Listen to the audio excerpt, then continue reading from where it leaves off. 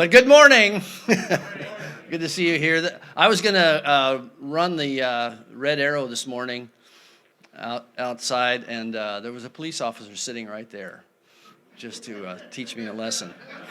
So I thought, the Holy Spirit is after me today. I better watch what I'm doing. The next series, starting on April 5th, and if you're on our email list, we hope that you are. If you're not, fill out a card and leave that with us. It's going to be called Pure Cardio. 8 exercises for a healthy heart. And it's essential for all of us because everything we do, all of our motivations come from inside. So instead of exterior behavior modification, how do we exercise our hearts so that what comes out of our heart is more and more purified into what Christ wants us to be? So that's what it's going to be all about. We'll have a couple of guests, but not as many as this time, so you'll have to put up with me more on the next series. Well, this week's card that we're looking at, wait for it. Here's the verse you've been looking for the whole time.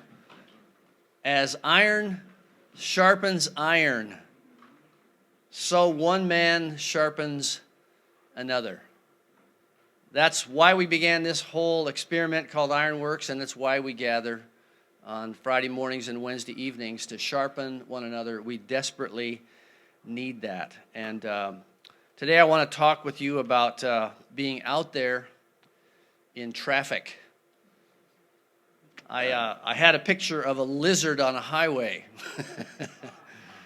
And we've been talking about how a lizard can be caught with the hand, yet it is found in king's palaces, that you go everywhere. You're involved in every substrata of society. There's a Christ follower in every office, in every cab of every truck. There's somebody out there who's having influence, and this is Jesus' way of bringing the kingdom into all the places of our culture.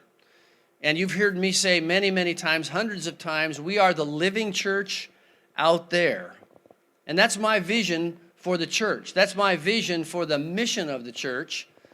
That's my vision for men who are part of the living church, is that our primary ministry is not here. It's not on Sunday. It's not with all the lights and music, though that's important. It's important for us to gather. But the most important thing is the subculture that you inhabit 5 or 6 days a week. In your families, your neighborhoods, and your workplaces, the places you go. Like Dr. Seuss says, oh, the places you'll go, and the things you'll do, and the skills that God has given you, and the people that God has put in your life. And Jesus said that the kingdom of God is like salt, it's like light, it's like yeast, it's like seed. It's something that's unobtrusive and hardly noticeable, but it has great influence. So we are the living church out there. We're embedded in the culture. We're subversive in some ways. If people really knew who we served, they might object, but they find out who we serve by the things that we do as not only a witness, but a kindness to them. So you have influence, and you are a leader because you have influence. You're influencing somebody, a child, a grandchild, a wife, a neighbor, a co-worker. You are somebody with influence, and that influence translates into leadership when we do it on purpose. And so that's what we've been talking about, is a leader is someone who takes people where they had never gone before. But here's the dark little secret about leadership. The leader's never been there before either. And that gets scary. So we've never taken people there, and they've never been there, and we've never been there either. And some leaders are supremely certain of themselves. People like Douglas MacArthur and Alexander the Great and Joan of Arc and Johnny Unitas and Joe Montana and Michael Jordan, the people who say, give me the ball, let me take the last shot. There are those kinds of leaders, and the kinds of leaders who are frequently wrong but never in doubt, as some of us are. There are great leaders like Winston Churchill, and then there are fake leaders like Barney Fife. And then there's all of us in between who are what I would call reluctant leaders. I'm a reluctant leader. Not that I'm reluctant to lead once I'm given the assignment, but but I'm not the guy that wants to show up and say, give me the ball. And maybe you identify with that.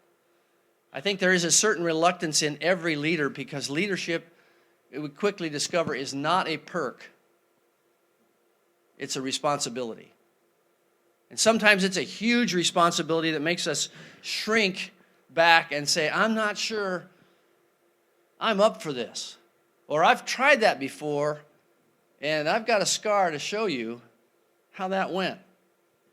And we've been listening to guys over this last series about how there's power in words. Remember, Blaine came and shared with us about how he uses his words. We heard about everyday servanthood. We heard about how to survive success and how to have a crucial conversation with people at work. And about last week about working for Pharaoh. How do we maintain an attitude of servanthood when our boss is not appreciative and in fact is often our opponent? And my thesis is that many men who want to lead theoretically and who could lead more proactively shrink back, and they don't lead because of this leadership reluctance. It's kind of a virus that we have. It's a kind of a leadership leukemia that attacks the bloodstream, and we feel weak. We don't feel ready. We have this chronic low-grade reluctance to step out and lead. And the kind of leadership I'm talking about is not the kind of leadership that says, I have this wonderful plan, follow me, boys. It's the kind of leadership that's infiltrative leadership. The kind of character definition that God puts into you that you want to model for others for the long haul. It's the kind of influence like salt and light and yeast and seed that Jesus describes as the kingdom of God. And I want to talk about 3 predictable hazards of this kind of influence and leadership. And there's room on this little tiny card to write these down. Here they are, 3 F's. You've probably heard them before. The 3 predictable hazards of stepping out and having the kind of influence and leadership that God has placed right at your feet today. Number 1 hazard is fear. Number 2 is failure. And number 3 is fatigue. These all work from our shame base. They all work from our woundedness. They all work up in us out of our lack of faith. So let me talk about that, because this leadership virus of reluctance comes both because we can look in the rearview mirror and because we're looking through the windshield. So we look at the past and we look behind us and we have a keen memory, some of us, of something we tried that didn't work all that well. You know, we tried to resolve that conflict and it ended up in World War III. We really tried to have that kind, crucial conversation and that person doesn't talk to us anymore. We've really tried to inject some kind of ethics into our team or our company, and now we've become the black sheep and everybody avoids us. And so we look in our rearview mirror and we say, well, I've been there, done that. I'm not sure I want to try that again. You know, hitting my thumb with a hammer is not all that pleasant. So we look in the rearview mirror and we say, well, no wonder I'm reluctant, because I've seen some things that didn't work in the past. And then we look through the windshield at the future. We look out in front of us and we say, you know what? I don't know the answers to the questions I'm going to be asked. And so because I don't feel omnicompetent, which I never have, and I really don't know where exactly this is going to take me, I'm reluctant to get started. I'm reluctant to make that investment. I have this viral hesitancy to jump into something or to speak a different kind of word or to try a different initiative in my work team, because I don't know where that will take me, and I might fail myself. I might be trying to set an example, and tomorrow I will violate my own principle. So no wonder we have this leadership reluctance. And I have good news for you. You're in good company. Because if you've ever done so much as tried to lead a hike, or organize a carpool, or lead a small group, or be an example in your family, you know what it's like to start something and it doesn't go as you thought it would. And so there's this sort of congenital hesitation that God is not going to use me in the way perhaps that I thought he could. But I want to bolster you this morning as we come to the conclusion of this particular series and talk about these 3 predictable hazards and say that you're in good company with some men in the Bible who face these with great courage. So the first predictable hazard is fear. And I want to turn to the book of Joshua. You know, Joshua was the hand-picked successor to Moses. Of course, that's not always a happy thing. How would you like to be almost Moses? The guy that followed Moses, living in the shadow of Moses, at the time the greatest prophet ever, and a notable leader of people. And Joshua was to follow him. And here's what it says in Joshua chapter 1, verse 6. Be strong and courageous, for you shall cause this people to inherit the land that I swore to their fathers to give them. God comes to Joshua and says, be strong and courageous. And why did he say be strong and courageous? Well, because he felt weak and afraid.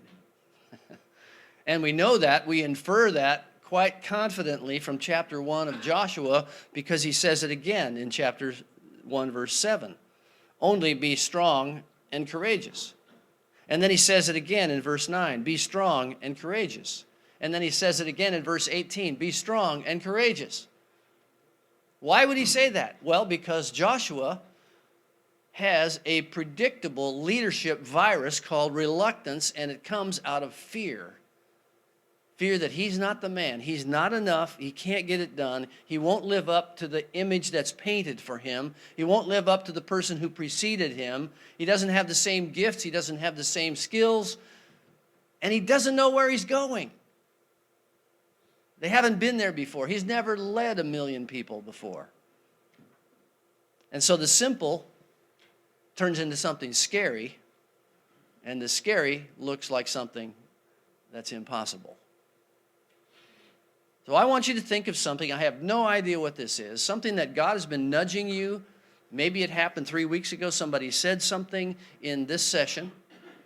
Maybe it's about using your words or having a crucial conversation or handling your own success and having an influence on people with whatever it is. What is it that the Spirit of God has been prompting you, and you have this instantaneous, predictable hazard that you need to overcome, which is fear.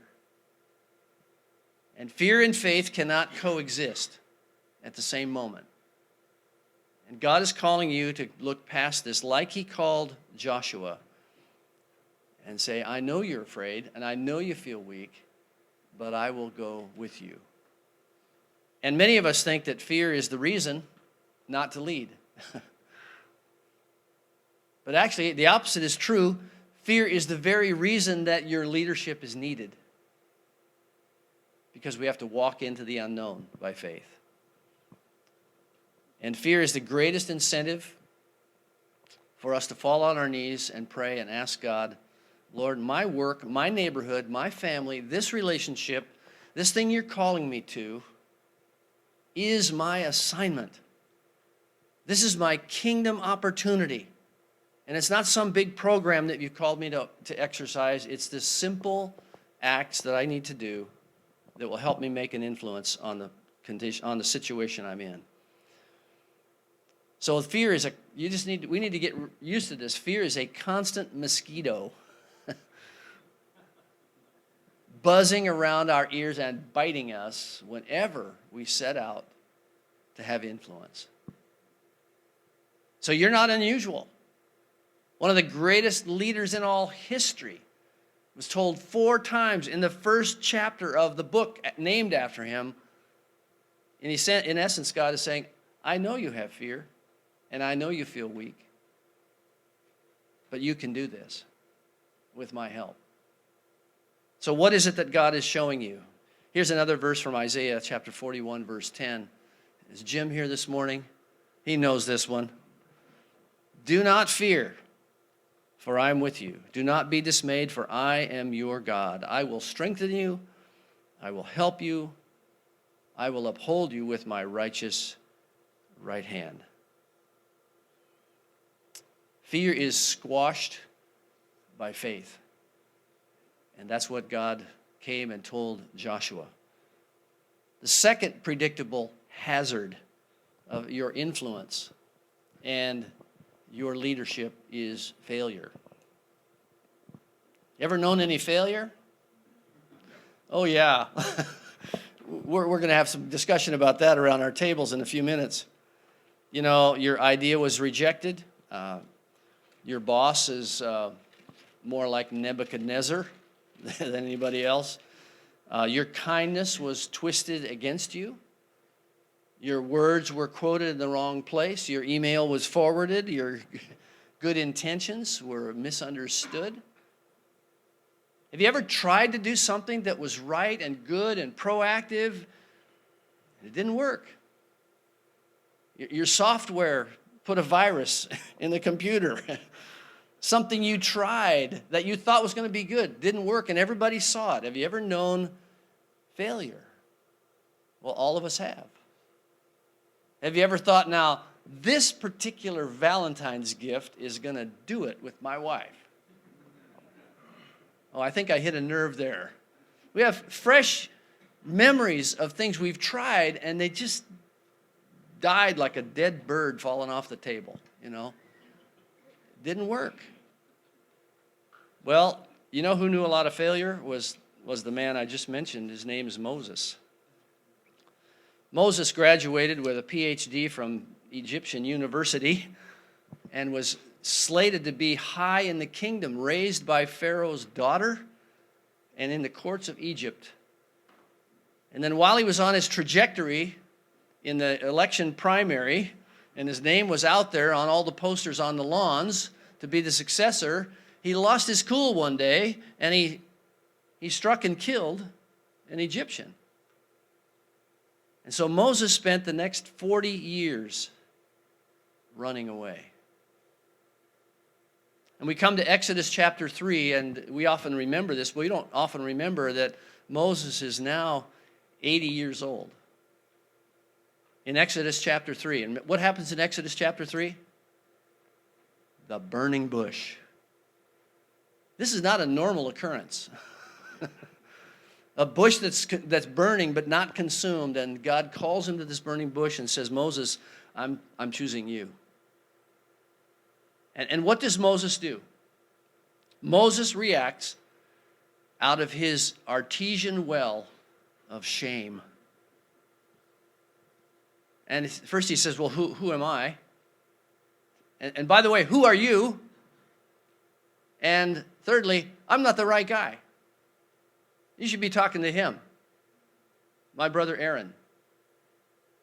The profile I have of a leader is not me, God. It's you must have picked the wrong guy. I don't have the tools. Look at my track record. Look where I've been. Look at the risk I would have to take. And I don't even have the words to say what you want me to say. Moses comes up with every excuse. This comes right out of his shame and his failure, because the template of what a leader is supposed to look like, in his mind, didn't look anything like Moses. But God called him, even though Moses is saying, you know what, I'm not much. And God said, well, I think I know that. And then God sent him to announce to Pharaoh, and it doesn't say this in the Bible, but I wonder if the 10 plagues that God sent on the Egyptians, remember the frogs and the fleas and all that stuff? I wonder if the 10 plagues that he sent on Egypt were as much for Moses as they were for the Egyptians. To prove to Moses that God has his hand on him and that he will use him in powerful, powerful ways. So just let me ask you this. Do you know of some leaders in the Bible who failed? Who are they? David failed. Solomon failed. Peter. Paul. John Mark. Elijah. Adam. Actually, every single guy, pretty much all of us, right? You look into their history and you go, every single one of these guys that we emulate for one of their qualities started with a bucket of failure. So I want you to think about the challenges that you've heard in this series. And I want you to look at this very predictable hazard that would keep you from stepping into courage and faith, called failure. And recognize, yes, you have failed. Yes, I have failed. But having failed does not label you as a consistent failure. It means that God needs to restore you, perhaps forgive you, and let you come back. Failure is not an excuse not to lead. It's the opportunity to trust God to say, I will be humble and accept who I am, and I will take my next assignment, and I'll try. I will do it. I'll take the next step. So what is that for you? It might be with your wife. It might be with a child. It might be a crucial conversation. It might be changing your vocabulary so that there are positive words that you say, and people, you may not feel like they notice, but God will take you into that next influence that you have. Well, let's go to the third predictable hazard, which is fatigue. I remember my first couple bike trips I led in Colorado with high school boys. And we would go from Denver to Cortez, which is 400 miles, in 5 days, over 7 passes, wearing cutoffs and Keds and hockey helmets. They weren't making bicycle helmets in those days. I mean, this is like Flintstones bicycling, you know. And they were blood and guts kind of trips. And I remember the first couple times we did this, guys would bonk. You know what bonking is? Bonking is when you just run out of fuel. You're doing fine 1 minute, the next minute you're shaky, you don't have any strength. This never happened to me in any other exercise like biking, but it happens. And when you bonk, all you can think about is a peanut butter sandwich or Fritos or something salty or 4 cantaloupes, or, you know, your appetite just goes wild and you don't have any fuel in your body. And this happened to several of our kids as they were climbing passes, and they'd be laying on the side of the road. And I came up with this phrase, which they hated. I said, your fatigue is just the beginning of your endurance. Your fatigue is just the beginning of your endurance. And by that I meant, you know, you're feeling what you should feel after this strenuous exercise, but you need to take care of yourself because there's more in you. Now you have to fuel yourself, you need to get hydrated, but your fatigue does not mean it's over. You're not done yet. You got a couple thousand feet yet to climb, and you got the downhill on the other side. So let's restore you and let's move through the fatigue, because leadership and fatigue are synonymous. So if you're tired of doing what you've been doing, if you're tired of investing those words and those intentions and that grace into your community or your workplace, if you're weary because you don't know if it's making any difference, fatigue is a very predictable hazard of leading and influence. Vince Lombardi said, fatigue makes cowards of us all. All we want to do is quit. So do you know some leaders in the Bible who got tired? Who?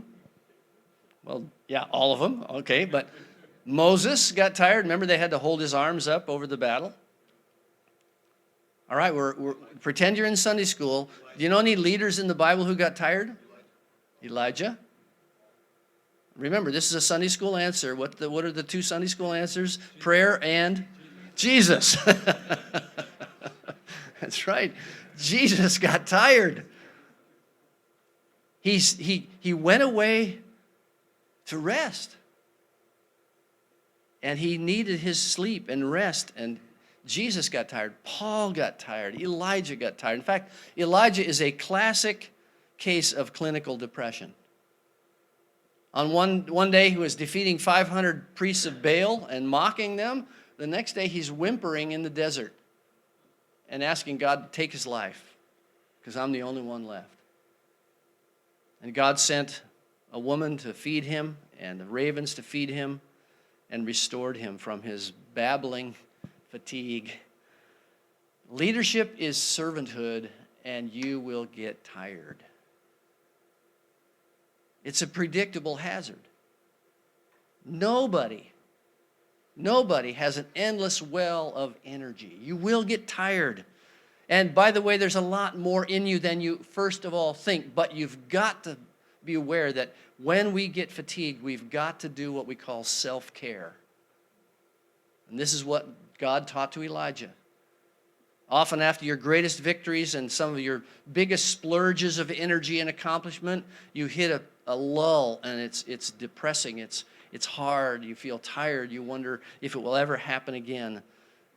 And God sent the ravens, and he sent a widow to feed Elijah and to restore him in the quietness. So even though we are fatigued, we can be restored, but we've got to care for ourselves and recognize that we need fellowship, we need brothers, we need perspective, we need somebody who's good at what we're doing to help us with the endurance that we need. So fear and failure and fatigue are three predictable hazards of leadership. And I want to just read this one verse that in 1 Corinthians 15:58. This to me encourages me in this whole journey. Therefore, my beloved brothers, be steadfast, which means persevering, immovable, always abounding in the work of the Lord, knowing that in the Lord your labor is not in vain. Fear, fatigue, and failure are the three predictable hazards in this initiative to have influence in our world. So, three sustaining things to keep your drive alive, to keep the lizard in traffic alive. We need the Word of God, we need a band of brothers, and we need somebody to serve. Patrick Morley, who I serve with in Man in the Mirror, said this a couple of weeks ago at our annual retreat. He said, quote, "A Bible, a small group, and serving someone else will solve 90% of your problems." That's not a Bible verse, but test that. I think he's right. Here it is. A Bible that's read and metabolized, a small group, a band of brothers, fellowship, and serving someone else, a mission to accomplish, will solve 90% of your problems. So as we wrap up this series and even this particular talk, these things are predictable. Fear, failure, and fatigue. But God has supplied us with the resources we need to have the influence, to shine the light of wisdom into our world. So I've got a couple of questions I want you to talk about around your tables to learn from one another, because this is part of that brotherhood. So let's talk amongst ourselves and enjoy the fellowship God has given us today.